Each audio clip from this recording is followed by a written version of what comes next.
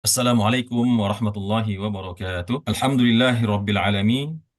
Wassalatu wassalamu ala ashrafil anbiya'i wal mursalin. Wa ala alihi wa ashabihi wa man ittaba'a hudahu ila yaumiddin. Amma ba'd. Bapak-bapak dan ibu-ibu, ikhwan dan akhwat, saudara-saudari sekalian yang dirahmati oleh Allah Subhanahu wa taala. Mari kita kembali bersyukur pada Allah Subhanahu wa taala pada pagi hari ini dengan izin taufik dan inayahnya kita kembali bisa hadir dalam majelis tadabbur Al-Quran yang insya Allah penuh dengan keberkahan ini. Amin. Mudah-mudahan semua dalam keadaan sehat walafiat ya. Amin. Salam dan salam kita doakan untuk Nabi kita Nabi Muhammad Sallallahu Alaihi Wasallam, kepada keluarga beliau dan juga kepada segenap sahabat beliau. Allahumma salli ala nabiyina Muhammad wa ala ali nabiyina Muhammad wa ala ashabihi ajma'in. Baiklah Bapak dan Ibu, kita lanjutkan hari ini insya Allah tadabbur Al-Quran kita. Hari ini kita akan lanjutkan tadabbur surah Al-Maidah dimulai dari ayat 71 sampai 77. A'udzubillahi minasyaitonirrajim. Bismillahirrahmanirrahim.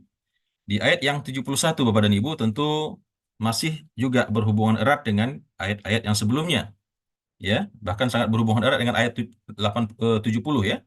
Kalau kita ingin memahami ayat 71, maka dia bersambungan langsung dengan ayat 70, yaitu ayat yang kemarin kita sampaikan. Allah mengatakan, sungguh Allah telah mengambil perjanjian daripada orang-orang Bani Israel dan Allah telah utus kepada mereka sejumlah rasul. Mari kita sampaikan ada 12 rasul dari kalangan Bani Israel yang Allah utus ya, yang kemarin telah kita sebutkan nama-namanya. Namun apa yang mereka lakukan kepada para rasul tersebut dan apa yang mereka lakukan kepada perjanjian mereka dengan Allah dalam kitab Taurat, setiap datang sekelompok nabi kepada mereka, sebagian mereka dustakan, ya, mereka dustai, dan sebagian lagi malah mereka bunuh. Itulah watak perangainya orang-orang Yahudi. Kemudian dilanjutkan di ayat yang 71. Allah mensifati mereka, mengabarkan kepada nabinya Nabi Muhammad SAW bagaimana sesungguhnya hakikat orang-orang Yahudi ini. Maka kata Allah, wahasibu alla takuna fitnah.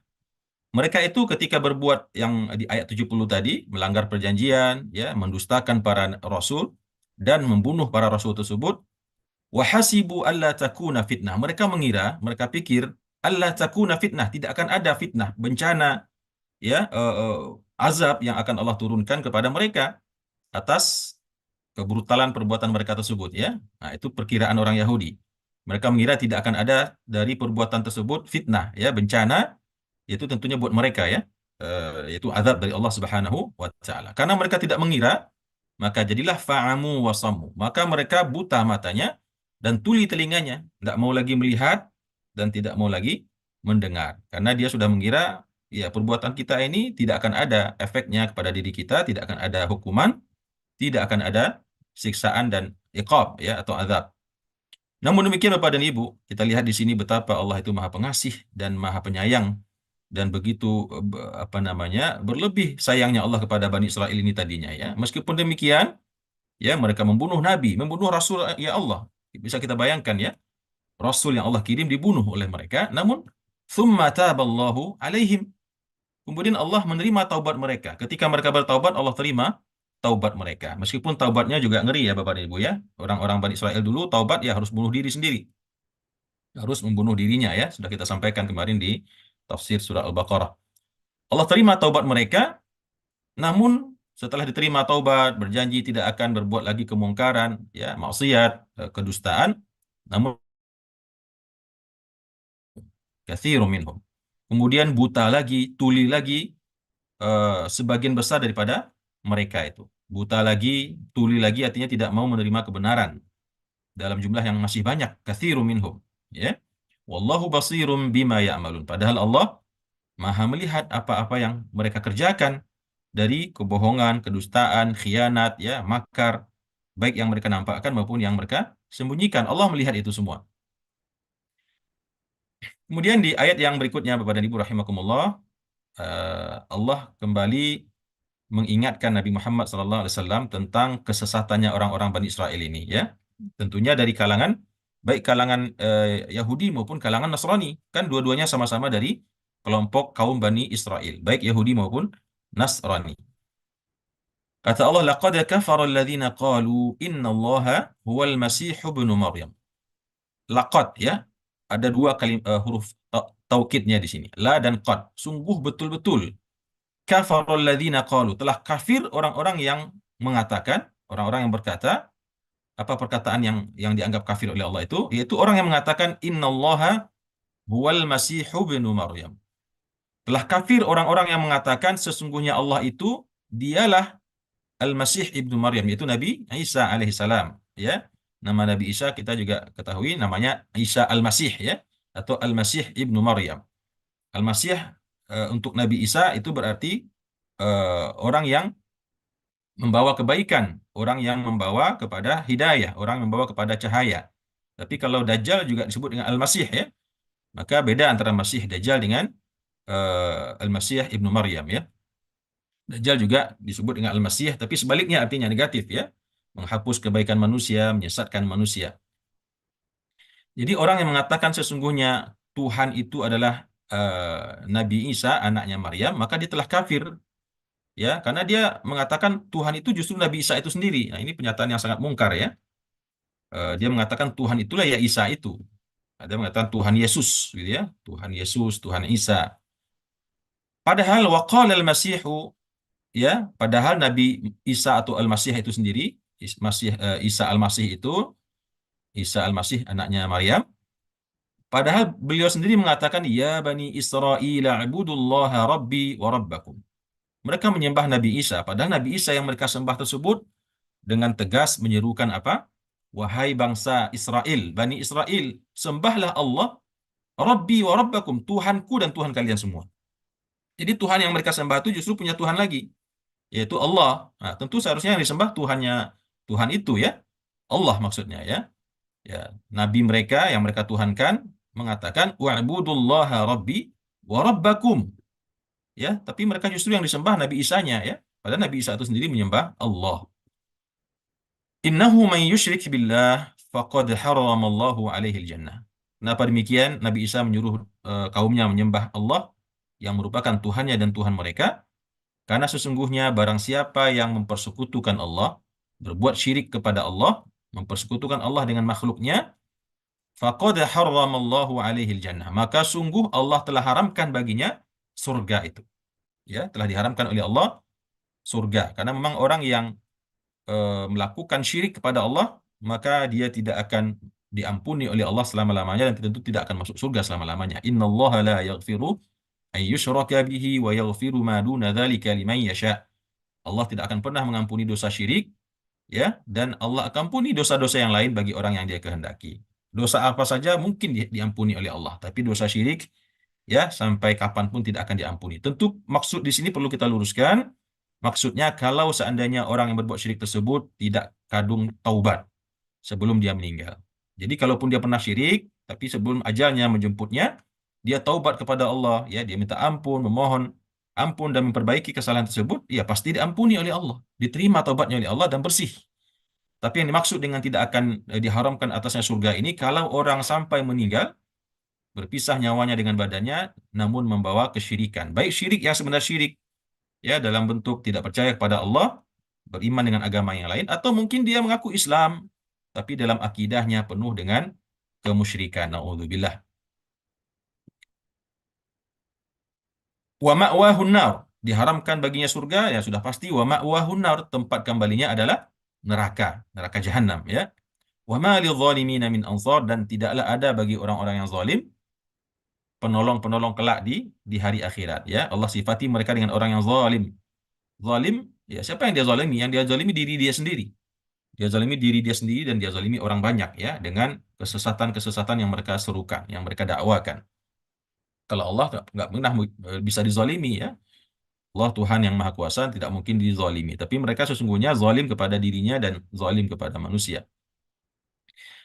Kemudian di ayat yang selanjutnya Allah kembali menegaskan, nah ini dalam versi yang berbeda, ya. Kalau tadi yang mereka tuhankan justru Nabi Isa-nya betul, ya. Tuhan itu ya Nabi Isa gitu, nggak ada yang lain. Nah, kelompok yang kedua ini sama-sama dari kalangan Bani Israel, ya. Jadi kelompok yang pertama itu dari kalangan A begitu, dan ini dari kalangan B yang ayat 73.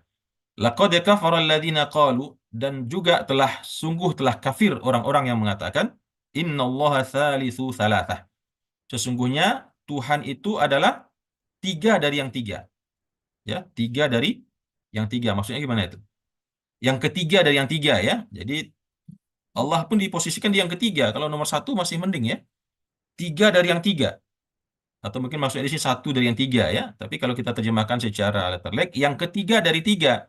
Berarti Tuhan nomor satu itu adalah Nabi Isa, Tuhan nomor dua itu ibunya, dan Tuhan nomor tiga Allah itu sendiri. Subhanallah. Tuhan pun di nomor tiga kan ya. Kalau nomor satu kan masih agak mending itu ya. Tuhan Allah nomor satu, kemudian ibunya nomor dua, baru anaknya nomor nomor tiga. Ya, ya begitulah ya kebodohan kejahilan mereka.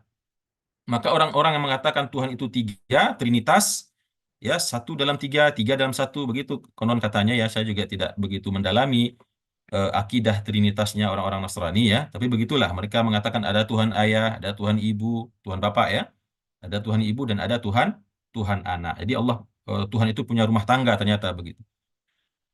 Wa ma min ilahin illa ilahu wahid. Dan tidaklah Tuhan itu kecuali Tuhan yang satu. Nggak mungkin Tuhan itu tiga. Kalau Tuhan tiga, bagaimana nanti? Dia bermusyawarah dulu dengan istrinya, besok hujan apa enggak? Besok itu ada apa namanya mendung atau tidak? Besok kita kasih rezeki si anu atau tidak? Musyawarah dulu keluarga. Oh, istrinya lagi ngambek, nggak usah. Saya lagi sebel sama dia gitu ya. Nggak usah dulu dikasih rezeki. Ya udah deh kalau gitu, saya dengerin omongan kamu gitu. Begitu juga anaknya nanti. Begitu logika yang sesat, ya. Di logika aja udah nggak masuk, ya. Kalau Tuhan itu ada tiga. Tapi ya memang kalau kita bertemu dengan pemuka agamanya, ya kiainya juga gitu, dia ada aja jawabannya gitu ya. Oh, maksudnya bukan seperti yang Anda pahami. Ilmu Anda belum sampai ke sana, bla bla bla gitu ya. Ya, apapun itu nggak bisa diterima oleh akal sehat manusia kalau Tuhan itu lebih dari satu, ya. Apalagi kalau ada yang mengatakan anaknya dikorbankan. Ini mohon maaf ya, saya tidak bermaksud menghina agama lain, ya.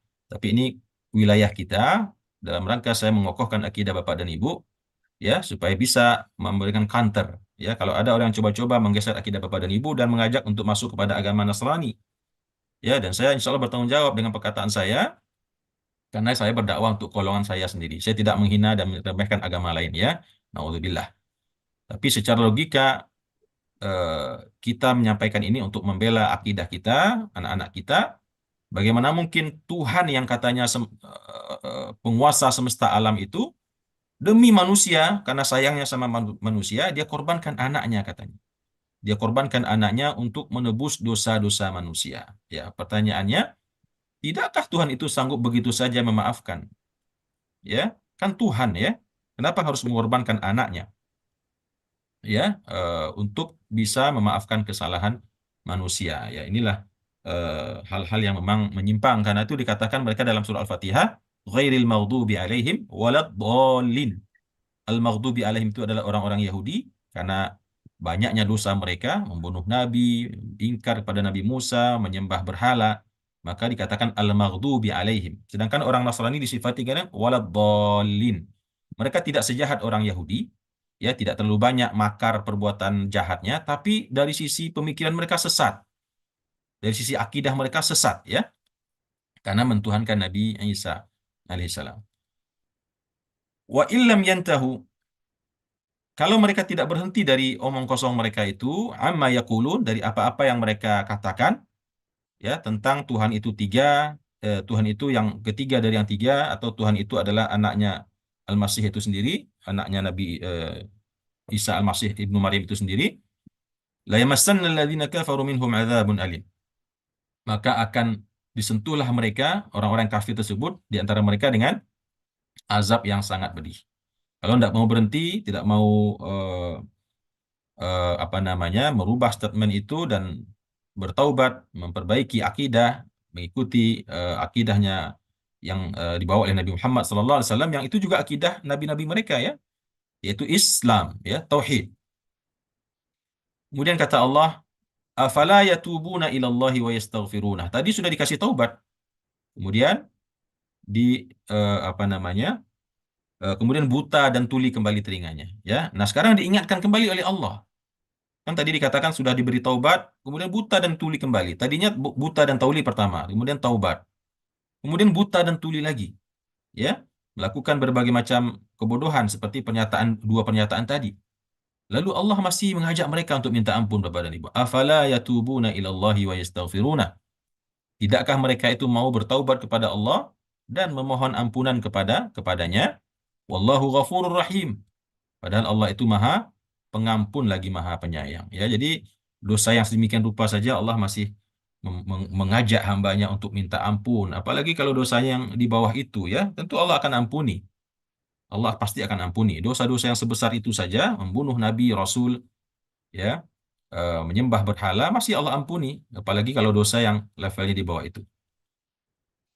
Kemudian Bapak dan Ibu rahimakumullah, di ayat selanjutnya kata Allah meluruskan kesesatan mereka ini dengan mengatakan, Mal Masihu ibnu Maryam illa rasul. Tidaklah Al-Masih anak Maryam itu, Isa Al-Masih itu, kecuali hanya seorang rasul kata Allah. Ya, dia hanya seorang rasul, bukan Tuhan, bukan anak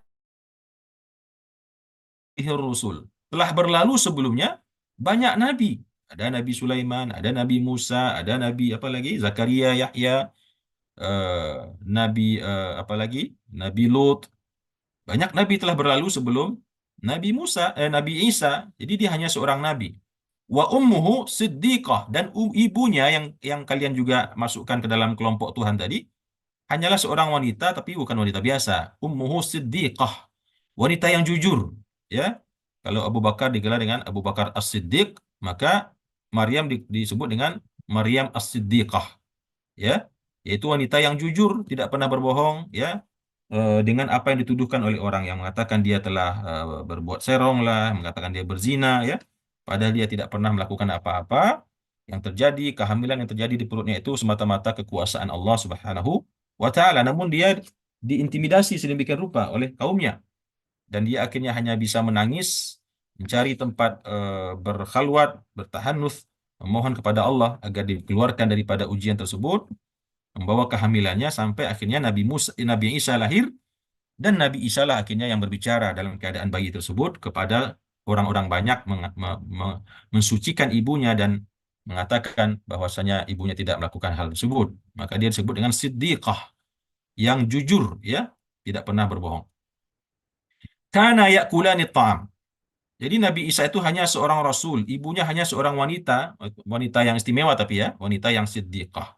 Karena dua-duanya, Nabi Isa dan ibunya itu, kana yakulani ta'am. Dulu mereka juga memakan makanan sama kayak manusia, sama kayak kalian semua. Dia bukan Tuhan, dia juga manusia yang makan buah-buahan, yang makan sayur-sayuran, yang makan gandum, beras, sama kayak kebanyakan manusia. Jadi tidak ada sedikit pun unsur ketuhanan, apa unsur Tuhan pada diri mereka, kata kata Allah. Manusia biasa. Unzur kaifa nubayyinu lahumul ayat. Lihatlah wahai Muhammad, bagaimana kami menjelaskan kepada mereka itu tanda-tanda kebenaran. Ya, sudah dijelaskan sedemikian rupa. Nabi Isa itu bukan Tuhan, dia hanya Rasul, ibunya juga manusia biasa, meskipun dia orang yang jujur, ya. Maka kata Allah, unzur kaifa nubayyinu lahumul ayat. Lihatlah bagaimana kami dengan seksama menjelaskan kepada mereka tanda-tanda kebenaran kami, ya, dan tanda-tanda kesesatan mereka. Tsummanzur anna yufakun, ya. Namun lihat pula oleh engkau wahai Muhammad bagaimana mereka berpaling. Sedemikian rupa Allah berikan ayat-ayat, firman, tanda seperti yang kemarin-kemarin sudah kita sampaikan. Namun yang terjadi apa? Mereka yufakun, mereka berpaling, ya. Berpaling tetap dari. Di ayat yang selanjutnya Allah mengatakan, Qul ata'buduna min dunillah. Katakanlah wahai Muhammad, apakah kalian itu menyembah sesuatu selain Allah, ma la yamliku lakum darran wala naf'a. Apakah kalian itu menyembah, ya, sesuatu selain Allah, Tuhan selain Allah, yang mana ma la yamliku lakum darran wala naf'a. Yang mana Tuhan yang kamu sembah itu, yang kalian sembah itu, la yamliku lakum, tidak memiliki atau tidak berkuasa kepada kalian, darran, memberi mudarat, wala naf'an, tidak bisa memberikan manfaat. Ya, mereka menyembah Tuhan yang tidak punya kuasa memberikan mudarat maupun manfaat. Wallahu huwas samiul alim, dan Allah itu adalah Tuhan yang maha mendengar dan maha mengetahui. Mendengar apa saja yang mereka katakan daripada perkataan-perkataan sesat dan mengetahui apa yang mereka kerjakan. Jadi kata Allah, katakan wahai Muhammad kepada orang-orang Yahudi, orang-orang Bani Israel dan Nasrani, kenapa kalian menyembah dari selain Allah sesuatu yang sesungguhnya tidak mampu memberikan mudarat dan tidak pula mampu mendatangkan manfaat, ya. Meskipun Nabi Isa sekalipun yang katanya punya bukan katanya ya, memang memiliki mukjizat ya, yang cukup istimewa seperti bisa apa namanya menyembuhkan orang yang sakit supak ya, bisa juga menghidupkan orang yang mati, tapi semua dengan izin Allah tentunya ya, semua dengan izin Allah. Tapi tanpa izin Allah maka Nabi Isa pun tidak bisa memberikan manfaat dan tidak bisa pula mendatangkan mudarat kepada manusia. Kemudian di ayat yang terakhir kata Allah, "Qul ya ahlal kitab," katakanlah wahai Muhammad kepada ahlul kitab, Yahudi dan Nasrani yang ada di sekelilingmu itu, la taghlu fi dinikum, janganlah kalian itu berlebih-lebihan dalam beragama. Ya, di sini maksud berlebih-lebihan ini ada membuat khurafat-khurafat ya, membuat hal-hal yang aneh-aneh ya. Allah memerintahkan kepada nabinya sampaikan kepada mereka jangan ghulu. Ghulu itu artinya melampaui batas. Bahkan kita juga umat Islam tidak boleh melampaui batas dalam beragama. Ya, bukan berarti juga biasa-biasa saja itu maksudnya santai-santai saja, nggak usah terlalu fanatik. Bukan begitu maksudnya Bapak dan Ibu ya. Kalau fanatik tentu kita harus fanatik dengan agama kita. Fanatik dalam arti yang positif ya. Tapi yang maksud dengan ghulu di sini puasa terus tiap hari, istri ditinggalkan, ya, anak ditelantarkan atau pergi jauh-jauh selama beberapa bulan, nggak peduli istri makan atau tidak makan di rumah. Ini hulu.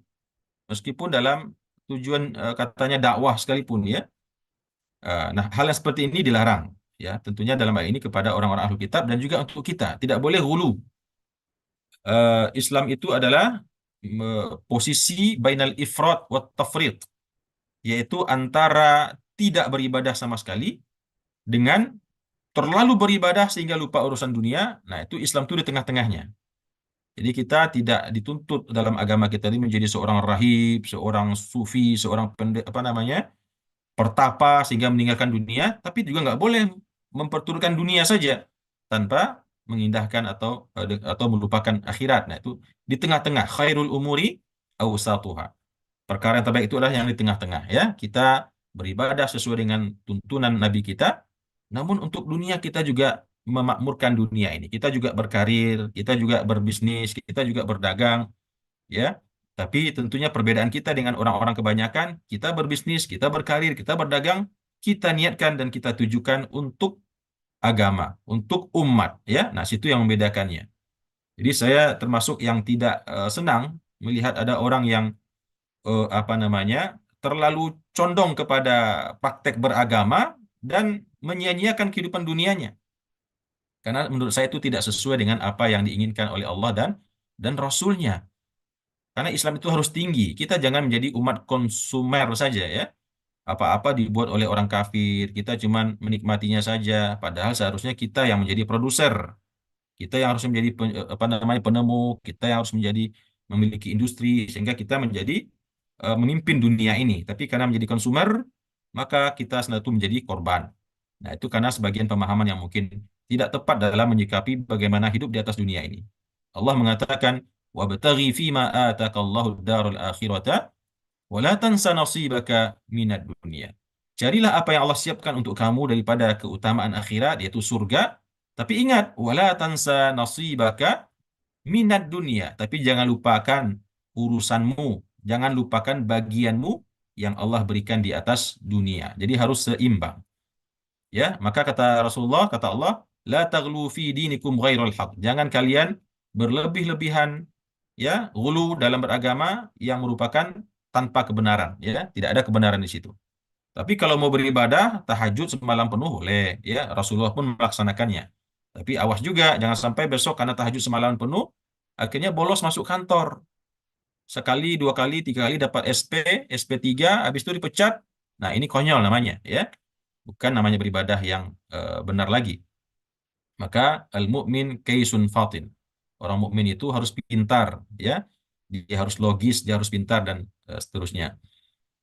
Wala tattabi'u ahwa'a qaumin qad dhallu. Oleh karena itu, jangan kalian ikuti hawa nafsu kaum yang telah sesat. Ahwa'a qaumin qad dhallu. Jangan engkau ikuti, engkau wahai Muhammad dan pengikutmu, hawa nafsunya kaum atau orang yang telah sesat min qablu, yang telah sesat sejak sebelumnya. Sesat sejak zaman nenek moyang mereka, ya, orang-orang Bani Israel. Sampai mereka hari itu juga sesat, yang Bani Israel yang ada di Madinah bersama Nabi Muhammad sallallahu alaihi wasallam. Wa adallu, dallu wa adallu. Sudahlah mereka sesat dengan diri mereka sendiri, lalu mereka juga adallu, menyesatkan orang lain. Ini sebuah profesi yang sangat hina, ya. Sudah sesat dan menyesatkan orang lain. Dallu wa adallu katsira. Mereka sesat dan menyesatkan orang banyak. Wa dallu anis sawa'is sabil, dan mereka semua telah tersesat daripada jalan yang lurus. Nah, inilah Bapak dan Ibu, tadabbur kita pada pagi hari ini masih berputar dengan karakter, sifat, perangai orang-orang Bani Israel, baik dari kalangan Yahudi dan Nasrani, ya. Besok insya Allah kita tuntaskan juz 6. Kita masuk juz 7. Alhamdulillah, tanpa terasa, sedikit demi sedikit mulai kita beranjak ke ke juz berikutnya. Besok halaman terakhir juz 6, kita masuk kepada juz 7 yang insya Allah juga kisahnya, kandungannya juga lebih berbeda, ya. Berbeda dengan yang hari-hari kemarin, karena 3 kali 4 kali pertemuan terakhir ini kita masih sibuk, bukan sibuk, ya, masih membahas tentang orang-orang Bani Israel, Yahudi dan Nasrani. Demikian yang bisa saya sampaikan. Terima kasih atas kehadiran dan perhatian Bapak dan Ibu. Mohon maaf atas kekurangan penyampaian saya, salah dan khilaf ucapan dan perkataan. Mudah-mudahan ada manfaat bagi kita semua. Dan kita cukupkan di sini dan kita lanjutkan dengan diskusi dan tanya jawab. Aku lu qauli hadza wa astaghfirullah li wa lakum. Wassalamualaikum warahmatullahi wabarakatuh.